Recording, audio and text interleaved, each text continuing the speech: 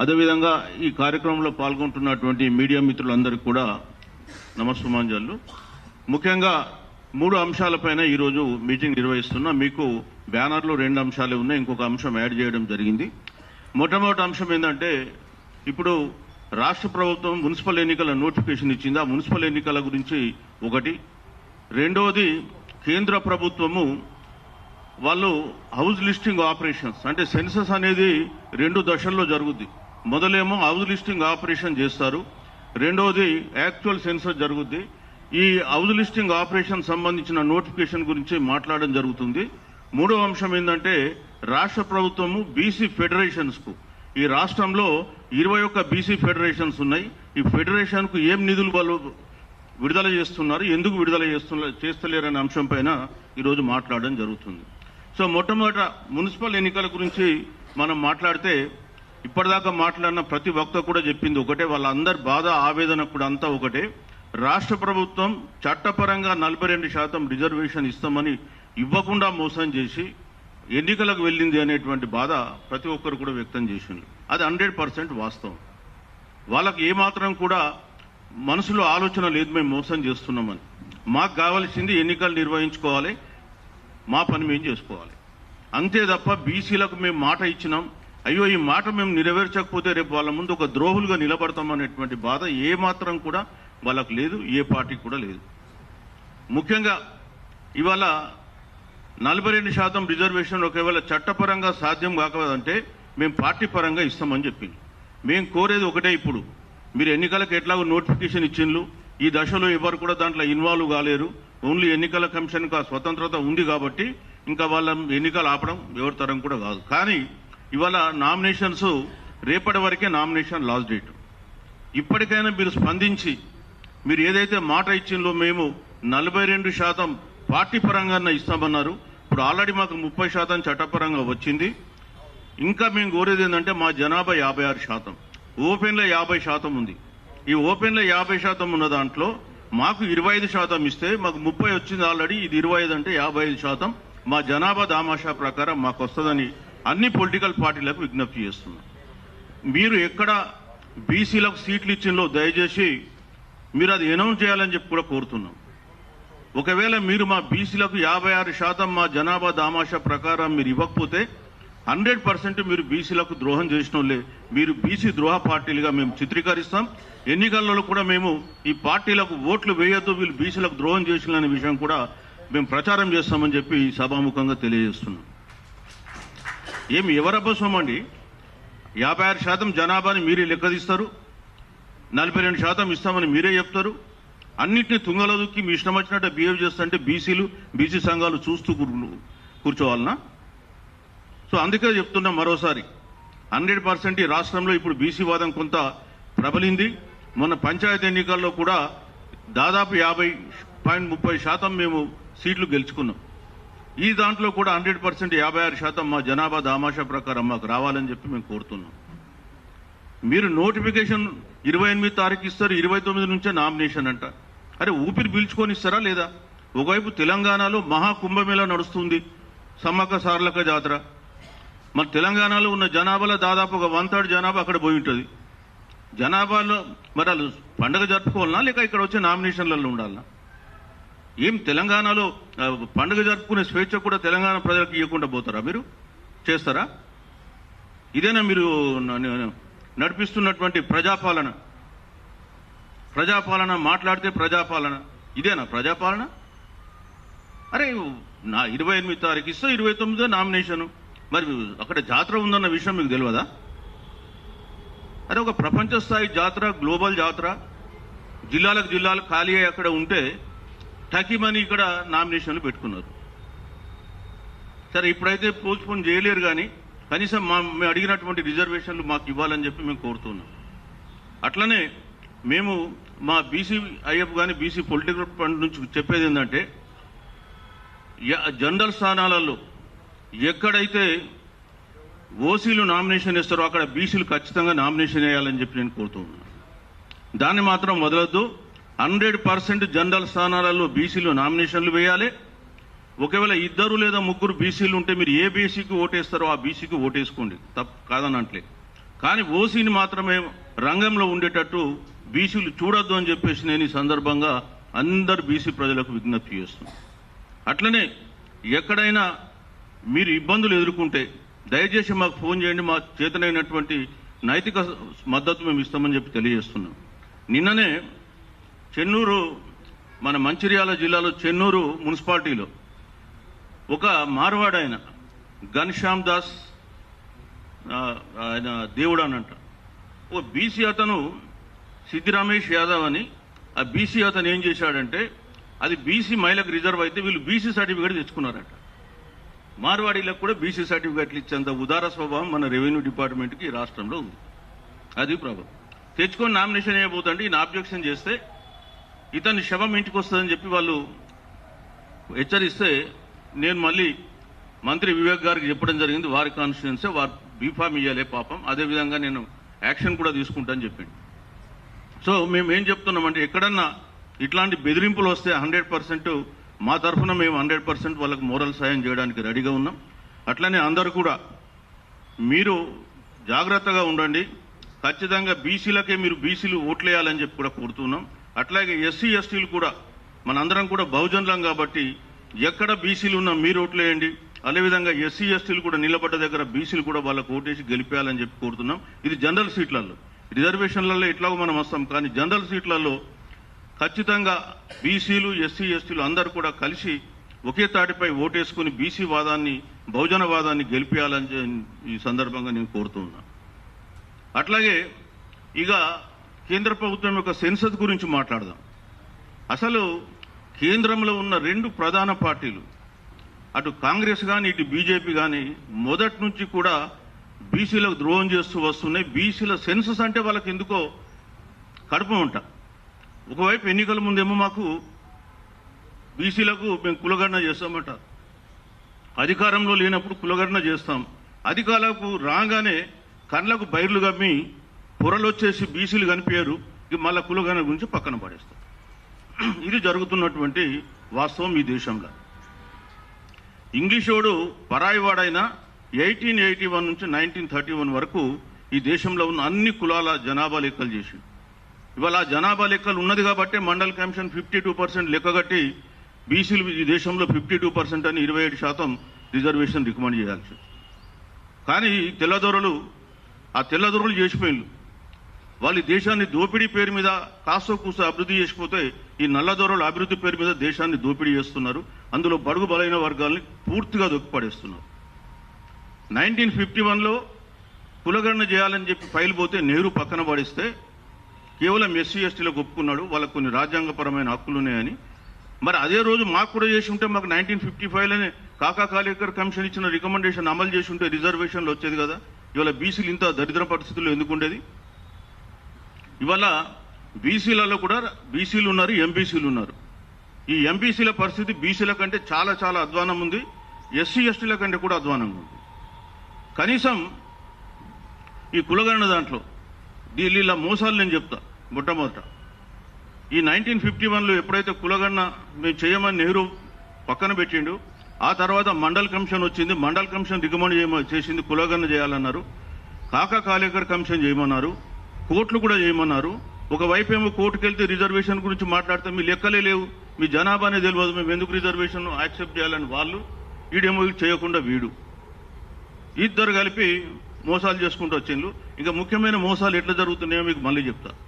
2010లో ఈ కులగణన జరిగాలి ఈ దేశంలో 2011 సెన్సస్లో అని పార్లమెంట్లో తీర్మానం పెట్టింది బీజేపీలు, వేరే వాళ్ళు పెట్టలే, బీజేపీ పెట్టింది 2010లో. ఆ యునానిమస్గా పార్లమెంట్లో తీర్మానం అగ్రి అయింది. సాధారణంగా పార్లమెంట్లో యునానిమస్ తీర్మానాలు చాలా తక్కువ, కానీ కులగణన మీద అన్ని పార్టీలు ఒప్పుకున్నాయి. 2000 వీరప్ప మొయిలి గారు కూడా, ఆ డేట్లు కూడా చెప్తాను నేను ఇప్పుడు. 2010లో వీరప్ప మొయిలి గారు కూడా ఒక స్టేట్మెంట్ ఇచ్చిండు, మేము కులగణన ద్వారానే 2011 సెన్సస్ చేస్తామని చెప్పి. కానీ ఏం జరిగిందంటే మార్చి 11, 2010లో వీరప్ప మొయిలి గారు స్టేట్మెంట్ ఇచ్చారు. అదే కాంగ్రెస్లో ఉన్నటువంటి బ్రాహ్మణవాది అయినటువంటి చిదంబరం మే 7, 2010లో లోక్సభలో స్టేట్మెంట్ ఇస్తాడు, మేము సెన్సస్లో కులగణన జరపం, సెన్సస్ బయట సోషో ఎకానమిక్ క్యాస్ట్ సెన్సస్ చేస్తామని చెప్పి దాన్ని సెన్సస్ను డైవర్ట్ చేశారు. ఇదే చిదంబరం గారు మొన్న నవంబర్ 25, 2023లో కలకత్తాలో ఒక ఇంటర్వ్యూ ఇస్తూ ఈ దేశంలో కులగణన జరపాలని చెప్పి స్పష్టంగా చెప్పడం జరిగింది. అంటే నువ్వేమో అధికారంలో ఉన్నప్పుడు 2011లో నీకు కులగణన కనిపించలే, 2025లో మాత్రం నీకు నవంబర్ 25 రోజు కలకట్టాలో, నేను డేట్లతో సహా చెప్తున్నాను, అందుకే కులగణన జరగాల్సిందే అని ఇంటర్వ్యూ ఇస్తాడు. అంటే వీళ్ళకి అధికారంలో లేనప్పుడు ఒక తీరు కనిపిస్తాం, అధికారంలో ఉన్నప్పుడు ఇంకో తీరు కనిపిస్తాం. అట్లనే బీజేపీ కూడా అంతే. 2010లో కులగణన జరపాలని తీర్మానం చేయించి 2000 రాజ్నాథ్ సింగ్ గారు ఆగస్టు 31, 2018 రోజు కులగణన చేస్తాం 2021లో అని చెప్పి పార్లమెంట్లో చెప్పి, మళ్ళీ వీళ్ళు ఏం చేసిండ్రు, 2021లో civil appeal number 841/2021 Maharashtra versus union of India, ఈ కేసులో ఏంటంటే అంతకుముందు సోషో ఎకానమిక్ క్యాస్ట్ సెన్సస్ జరిగింది కదా, ఆ లెక్క మాకు ఇవ్వండి, మాకు మున్సిపల్ ఎన్నికలకు వాడుకుంటాం, పంచాయతీ ఎన్నికలకు వాడుకుంటామని మహారాష్ట్ర అడిగితే అందులో తప్పులున్నాయని వీళ్ళు అబద్ధం చెప్పి సుప్రీంకోర్టులో అఫిడవిట్ చేసిండ్రు, మేము కులగణనకు వ్యతిరేకం, ఈ దేశంలో కులగణన జరగడం చాలా అసంభవం అని. ఇదే బీజేపీ వాళ్ళేమో ఒకసారి అధికారంలో లేనప్పుడు 2010లో మేము కులగణన చేయాలని చెప్పి తీర్మానం పెడతారు, 2018లో బీసీలను సంతృప్తిపరచడానికి మేము కులగణన చేస్తామని చెప్పి ఆగస్టు 31 రోజు రాజ్నాథ్ సింగ్ చెప్పి 2019 జనవరిలో ఈడబ్ల్యూఎస్ రిజర్వేషన్ ఇచ్చుకుంటారు ఓసీలకు. అంటే బీసీలను ఎట్లా మోసం చేస్తున్నారని చెప్తున్నారు. ఇవాళనేమో మొన్న బీహార్ ఎలక్షన్స్ ఉన్నాయి, ఆ ఎలక్షన్స్ ఉన్నాయని చెప్పి ఆ ఎలక్షన్స్ ముందు మేము కులగణన చేస్తాం ఈసారి సెన్సస్లో 2027లో అని చెప్పి స్టేట్మెంట్ ఇచ్చి క్యాబినెట్ డెసిషన్ తీసుకున్నారు. కానీ నిన్నాక మొన్న 22వ తారీఖు రోజు, అంటే సెన్సస్ అనేది నేను ఇంతకుముందు చెప్పిన 2 దఫాలుగా జరుగుద్ది. ఒకటేమో హౌస్ లిస్టింగ్ ఆపరేషన్స్ అని జరుగుతాయి. అంటే మొదలే సెన్సస్ మొదలు ఆ ఇల్లు ఎవరిది, ఆ ఇంట్లో ఉంటున్న యజమాని ఎవరు, ఆ ఇంటి స్వభావం ఏంటి, ఆ ఇంట్లో ట్యాప్ అంటే వాటర్ ఉందా, కనెక్షన్ ఉందా, ఫ్లోరింగ్ ఉందా, కరెంట్ ఉందా, టాయిలెట్ ఉందా, ఇట్లా రకరకాల యాంగిల్స్లో వాళ్ళు కలెక్షన్ చేస్తారు డాటా. అది 33 అంశాల మీద కలెక్ట్ చేయమని చెప్పి 22 జనవరి 2026 రోజు ఒక నోటిఫికేషన్ ఇచ్చింది గవర్నమెంట్ ఆఫ్ ఇండియా.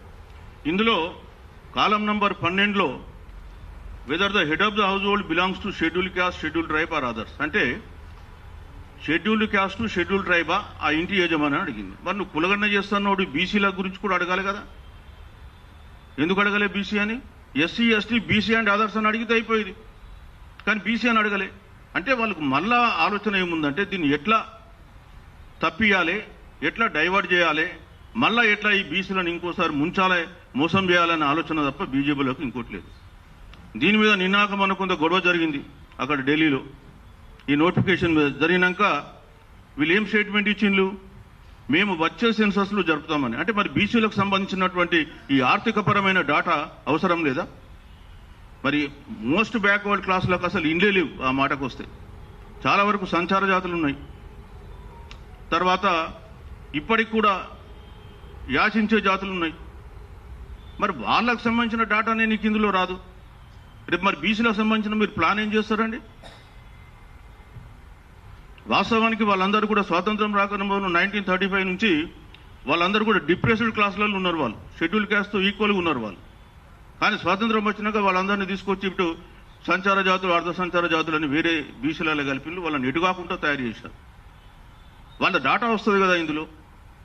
దీని గురించి కూడా కాంగ్రెస్ పార్టీ వాళ్ళ అధినాయకుడు మాట్లాడితే 50% సీలింగ్ బ్రేక్ చేస్తా, గోడలు బద్దలు చేస్తా, ఏదో చేస్తానట్టయినా మరి ఎంతవరకు చేస్తున్నాడు? నిన్ననే పార్లమెంట్ స్టార్ట్ అయింది, గొడవ పెట్టండి పార్లమెంట్లో దీన్ని మార్చమని. వాళ్ళు ఏం చెప్తున్నారు, మేము వచ్చే సెన్సస్లో చేస్తాం 2027లో. అరే ఇప్పుడు దీంట్లో ఏమైంది, నీకేం నష్టం వచ్చింది ఇలా చేస్తే? ఆ విషయం చెప్తలే. అందుకే బీజేపీ మరొకసారి మోసానికి తెగబడ్డదని చెప్పేసి చెప్పక తప్పదు.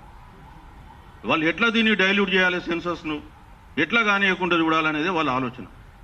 అందుకే బీసీ ప్రజలారా కొద్దిగా గమనించండి, కళ్ళు తెరవండి అని చెప్తూ ఉన్నాం. ఎందుకంటే ఈ పార్టీలు మీరు కళ్ళు తెరవకపోతే ఇట్లానే మోసం చేస్తాయి. మీరు భుజాల మీద వేసుకొని వాళ్ళని మోసినంతసేపు వీళ్ళని మనం తొక్కుతూనే ఉంటారు. అదే జరుగుతూ ఉంది. ఎంత దగా అండి ఇది. నువ్వు ఒకవైపు కులగణన చేస్తా అంటావు, ఇంకోవైపు హౌస్ హోల్డింగ్ లిస్టింగ్ ఆపరేషన్లో బీసీలను తీసుకున్నంటే నీ ఉద్దేశం ఏంటి? మరి అది కూడా చెప్పండి ఓపెన్గా, మేము చెయ్యము అని.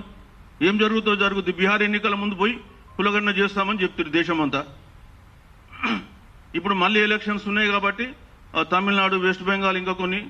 సో మళ్ళీ ఒకసారి వచ్చే సంవత్సరం అంటాడు. ఆ వచ్చే సంవత్సరం ఆ తర్వాత ఇప్పుడు కాదు మళ్ళీ ఇంకోసారి అంటాడు. ఎందుకంటే ఇంతకుముందు జరిగింది అదే కదా. 2011లో చేస్తామన్న కాంగ్రెస్ పార్టీ ఏమో మళ్ళీ సోషో ఎకానమిక్ క్యాస్ట్ అని 5,000 కోట్లు ఖర్చు పెట్టి దాన్ని తీసుకెళ్లి చెత్త కుప్పలో పడేశారు ఆ సర్వేను. ఈ రోజు వరకు ఆ సర్వే వెలుగు చూడలే. ఈ పొలిటికల్ పార్టీలు బీసీల జీవితాలతో ఆడుకుంటున్నాయి ఈ దేశంలో. కాంగ్రెస్ పార్టీ సామాజిక న్యాయం అని చెప్పుకునే ఆ పార్టీ బీసీలకు రిజర్వేషన్ రావడానికి 46 సంవత్సరాలు పట్టింది. దానికి కారణమే వాళ్ళు. ఇవాళ బీసీల అధోగతి పడ్డానికి కారణం కాంగ్రెస్. మేము అన్ని పార్టీలను తిడుతున్నాం, మీ పార్టీ ఆ పార్టీ అనేం కాదు. అందుకనే బీసీ ప్రజలు చాలా సీరియస్గా ఆలోచించాలి. వాళ్ళు దీనిపైన రెస్పాండ్ కావాలి. రేపు రాబోయే మున్సిపల్ ఎన్నికల్లో వీళ్లకు మనం తగినటువంటి బుద్ధి చెప్పాలి. 42% రిజర్వేషన్ ఇస్తామంటారు మీరే, తుంగలో దొక్కుతారు మీరే. మళ్ళీ ఎన్నికలకు ముందు వచ్చేసి తామేదో గొప్ప చేస్తున్నట్టు నటిస్తున్నది మీరే. బీఆర్ఎస్ పార్టీ కూడా బీసీల పట్ల 1% చిత్తశుద్ధి లేదు. 100% ఆ పార్టీ కూడా యాంటీ బీసీ పార్టీ. ఈ రోజు కూడా వాళ్ళ బీసీల పైన ఒక స్టాండ్ తీసుకోలేదు. ఇకపోతే నిధుల గురించి మాట్లాడతానని చెప్పిన. ఇవాళ తెలంగాణ రాష్ట్రం వచ్చిన తర్వాత ఇప్పటి వరకు 21 లక్షల కోట్లు బడ్జెట్ ద్వారా ఖర్చు అయినాయి. ఇలా ఏం తేడా లేదు. మీరు కావాలంటే మన గవర్నమెంట్లో వెరిఫై చేసుకోవచ్చు డాటా. 21 లక్షల కోట్లు ఖర్చు పెట్టిండ్రు. బయట అప్పు తీసుకొచ్చి ఒక 7 లక్షలు ఖర్చు పెట్టిండ్రు. 28 లక్షలు ఖర్చు అయినాయి. 28 లక్షలు ఖర్చు పెట్టి బీసీలకు ఎంత ఖర్చు పెట్టిండ్లే? బీసీ డిపార్ట్మెంట్ ద్వారా 28,700 కోట్లు ఖర్చు పెట్టింది. అదే బీసీలు మనుషుల్లా కనిపిస్తలే మీకు? కాదు 12 ఏళ్లలో 12 సంవత్సరాలలో 28 లక్షల కోట్లు మీరు ఖర్చు పెట్టి బీసీలకు ఇచ్చింది ఎంత? 28,750 కోట్ల చేంజ్ ఉంటుంది. అంటే 1%. అట్లనే అంటే దాంట్లో ఆ పెద్ద మనిషి కూడా ఉన్నాడు. ఎవరు? పాత గవర్నమెంట్లో ఎంబీసీ కార్పొరేషన్ ఒక కార్పొరేషన్ ఏర్పాటు చేసిండు. 2017లో 35 కులాలను చేసిండు. తర్వాత అనాథలను తీసుకొచ్చాలో కలిపి 36 కులాలు చేసిండు. 2017లో ఏర్పాటు చేసిన కార్పొరేషన్కు 4,800 కోట్ల బడ్జెట్ కేటాయించి ఖర్చు పెట్టింది ఎంత అంటే 12 కోట్లు. అంటే వీళ్ళు మొదలే అత్యంత నిరుపేదలు, పేదలు. వాళ్ళ బడ్జెట్ కూడా నువ్వు తీసుకుపోయి ఇరిగేషన్ ప్రాజెక్టులలో పెడుతుంది. 12 సంవత్సరాలలో బీసీలకు కేటాయించింది 68,000 కోట్లు బడ్జెట్లో. ఈ సంవత్సరం కలుపుకొని 11,200 కోట్లు ఈ సంవత్సరం పెట్టిండు. అంతకుముందు కూడా 9,200 పెట్టిండు. మొత్తం కలిపితే 68,000 కోట్లు అయింది బడ్జెట్. అందులో మాకు పెట్టింది 28,000 కోట్లు. అంటే 40,000 కోట్లు బీసీలకు రావాల్సిన డబ్బులు తీసుకెళ్లి ఇతర ప్రయోజనాలకు వాడుకున్నారు. ఎట్లా వాడుకున్నారో మీకు చెప్తాను నేను. ఇవాళ కాళేశ్వరం ప్రాజెక్టు ఉంది. కాళేశ్వరం ప్రాజెక్టు 2013-14లో 35,000 కోట్లతో స్టార్ట్ అయింది. తుమ్మిడిహట్టి నుంచి వాటర్ తీస్తామని. ఆ తుమ్మిడిహట్టిని తీసుకెళ్లి మేడిగడ్డ దగ్గర పెట్టి 85,000 కోట్లు ఖర్చు పెట్టి దాన్ని ఎస్టిమేట్ పెట్టి 90,000 కోట్లు ఖర్చు పెట్టింది ఇప్పటికి. అంతకుముందు తుమ్మిడిహట్టి దగ్గర అక్కడ ఒక 6,000 కోట్లు ఖర్చు అయినాయి. అవన్నీ వృధా అయిపోయినాయి. 96,000 కోట్లు ఖర్చు అయినాయి. ఇప్పుడు అది ప్రాజెక్టు పూర్తి కావాలంటే ఇంకో 1,00,000 కోట్లు కావాలి. ఎవడబ్బా సొమ్మండి ఇది? ప్రాజెక్టుల పేరు మీద దోసుకుని తప్ప. అట్లనే మొన్న స్పెషల్ అసెంబ్లీ సెషన్ పెట్టిండ్రు. మొన్న జనవరి 2 రోజు ఉత్తమ్ కుమార్ రెడ్డి గారు ఒక ప్రజెంటేషన్ ఇచ్చిండు, సాగునీటి శాఖ మంత్రి. ఆయన ఏం చెప్తుండు? పాలమూరు రంగారెడ్డి లిఫ్ట్ ఇరిగేషన్లో 2017లో అడ్మినిస్ట్రేటివ్ శాంక్షన్ ఇచ్చినప్పుడు 28,500 కోట్లు ఆ ప్రాజెక్టు శాంక్షన్ ఇచ్చిండు అప్పుడున్న ముఖ్యమంత్రి. తీరా దాన్ని మళ్ళా తీసుకెళ్లి 2010లో సెంట్రల్ వాటర్ కమిషన్కు రిపోర్ట్ ఇచ్చేటప్పుడు జూరాల రిజర్వాయర్ బ్యాక్ వాటర్స్ నుంచి తీసుకెళ్లి శ్రీశైలంకు పెట్టి దాన్ని 65,000 కోట్లకేదో ఎస్టిమేట్ పెంచిండు. వాళ్ళు 28,000 కోట్లు ఖర్చు పెట్టిండ్రు. ఇవాళ వీళ్ళు 7,000 కోట్లు ఖర్చు పెట్టిండ్రు. 35,000 కోట్లు ఒరిజినల్ ప్రాజెక్ట్ కంటే డిజైన్ కంటే ఎక్కువైంది. ఇవాళ అది ప్రాజెక్ట్ కంప్లీట్ కావాలంటే ఇంకా 1,00,000 కోట్లు కావాలంట. అంటే బీసీలకేమో ఎండబెడతారు. వాడు చచ్చిపోయినా పర్వాలే, ఆత్మహత్య చేసుకున్న పర్వాలే, ఏమైనా పర్వాలే, కానీ మీ కమిషన్ల కోసం మాత్రం కాంట్రాక్టర్లకు డబ్బులు దోచిపెడతారు. ఇదే కదా జరుగుతున్నటువంటి తెలంగాణ. సో మరి బీసీలు ఎవరు అడుగుతలే. ఇప్పుడు 42% రిజర్వేషన్ మీద అందరి డైవర్ట్ అయిపోయే వరకే ఇష్టారీతిలో అక్కడ దోసుకుంటుంది.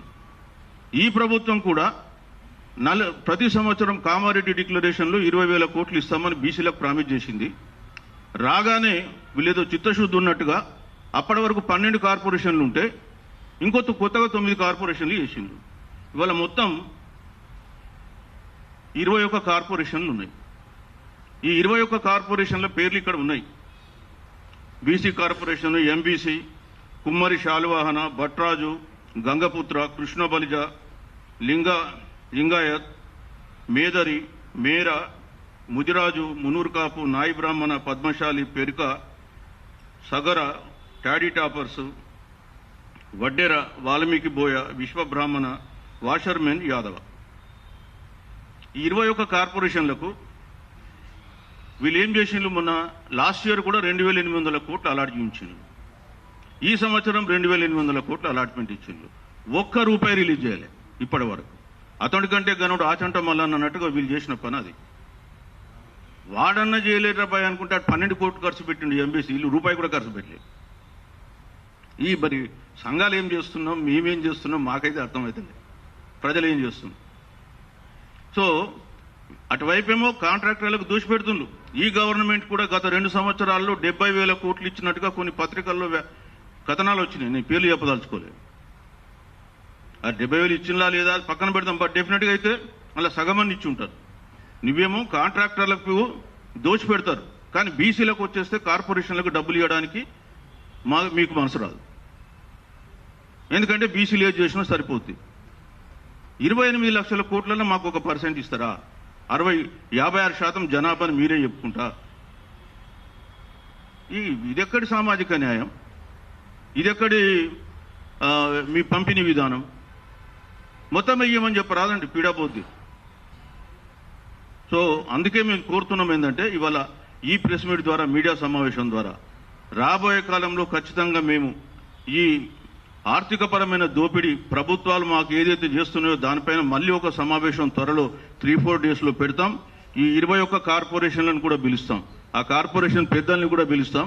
మీకు అలాట్మెంట్ అయింది ఎంత, వీళ్ళు ఏమి ఇచ్చిండ్రు గత 2 సంవత్సరాలుగా? ఎందుకు మీరు అందరూ ఊరికే కూర్చొని చూస్తూ ఉన్నారు? ఇప్పుడు బడ్జెట్ రాబోతుంది. మళ్ళీ ఫిబ్రవరి 1 రోజు కేంద్ర బడ్జెట్ వస్తుంది. వీళ్ళు కూడా మళ్ళీ మార్చిలో ఎప్పుడో బడ్జెట్ పెడతారు. ఆ లోపటైనా మాకు కేటాయించిన డబ్బులు మాకు ఖర్చు చేయటండి. మా డబ్బులు తీసుకెళ్లి మీరు కాంట్రాక్టర్లకు కమిషన్ మీరు ఇవ్వద్దు అని చెప్పి కోరుతున్నాం. లేకపోతే మీరు మా డబ్బులను ఎందుకు డైవర్ట్ చేస్తారండి? 3 లక్షల కోట్ల బడ్జెట్ 25-26 మాకు కేటాయించింది ఎంత? 11,200. ఎంత పర్సెంటేజ్ అవుతుంది? నువ్వు యూనివర్సిటీకి పోతే 1000 కోట్లు ఇస్తా అంటావు జీవో, ఇంకెక్కడ పోతే ఇస్తా అంటావు. మరి బీసీలు కనిపిస్తలే ఇక్కడ? మేము కోరేది ఒకటే, ఇప్పుడు మీరు ఏదైతే కేటాయించిందో 100% ఆ కేటాయించింది రిలీజ్ చేయాలి. ఇప్పుడు మార్చ్ 31 లోపల మేము కూడా అందరం పోయి ప్రభుత్వంలో పెద్దల్ని కలిసి రిక్వెస్ట్ చేస్తాం. అదేవిధంగా అన్ని సంఘాల వాళ్ళతో త్వరలో ఒక మీటింగ్ పెడతాం. వాళ్ళకు కూడా జరుగుతున్న అన్యాయాన్ని మేము విశదీకరించి చెప్తాం. ఇదే పద్ధతి కొనసాగితే బీసీలు ఈ రాష్ట్రంలో ఇంకా వాళ్ళ పరిస్థితి అధ్వానం అవుతుంది, వాళ్ళ అంతర్ధానం అవుతారు, వాళ్ళ అస్తిత్వమే పెద్ద మనుగడలో పడుతుందని చెప్పి తెలియజేస్తుంది. కాబట్టి వాళ్ళ బీసీల అస్తిత్వం సమస్య, ఇది ఆత్మగౌరవం సమస్య, అధికారం సమస్య. సో మేము ఇవన్నిటి కొరకు కూడా ఖచ్చితంగా రాబోయే కాలంలో పోరాడతాం. మా బీసీ పొలిటికల్ ఫ్రంట్ పెద్దన్న ఉన్నాడు, బాలరాజు గౌడ్ గారు, మా విశారదన్ మహారాజు గారు, ఇంకా చాలా మంది ఉన్నారు. మేము అందరం కూడా సంయుక్తంగా ఈ దాని కొరకు పోరాడతాం. మా ఉన్నటువంటి ఇక్కడ ఉన్న అందరూ కూడా చాలా గొప్ప వక్తలు, అందరికి కూడా మంచి సబ్జెక్ట్ ఉంది, వాళ్ళు కూడా మాట్లాడగలరు. కానీ నాకు అవకాశం ఇచ్చినారు కాబట్టి మాట్లాడమని నేను మాట్లాడినా. మా చిన్న శ్రీకాంత్ కూడా ఉన్నారు. సో మీకు అందరికీ చెప్పేది ఏంటంటే, బీసీ సమాజమా కొంత మేమేం చెప్తున్నామో అర్థం చేసుకోండి. మనం కూడా స్పందిద్దాం. రేపు రాబోయే కాలంలో ఈ ప్రభుత్వాలకు మనం తగిన గుణపాఠం చెప్పాల్సిందే. లేకపోతే మన న్యాయబద్ధమైన వాటా, మన రాజ్యాంగబద్ధమైన వాటా మనకు రాకుండా పోతుందని చెప్పి తెలియజేసుకుంటూ, మరి త్వరలో మేము మళ్ళా ఈ నిధులపైన ఒక మీటింగ్ సమావేశం ఏర్పాటు చేస్తాం. అట్లాగే ఢిల్లీలో కూడా మేము జంతర్ మంతర్ దగ్గర సమావేశం ఏర్పాటు చేసి 42% రిజర్వేషన్ పైన మళ్ళీ పోరాడతామని చెప్పి తెలియజేసుకుంటూ సెలవు తీసుకుంటున్నాం. Thank you for giving me this opportunity. Thank you sir.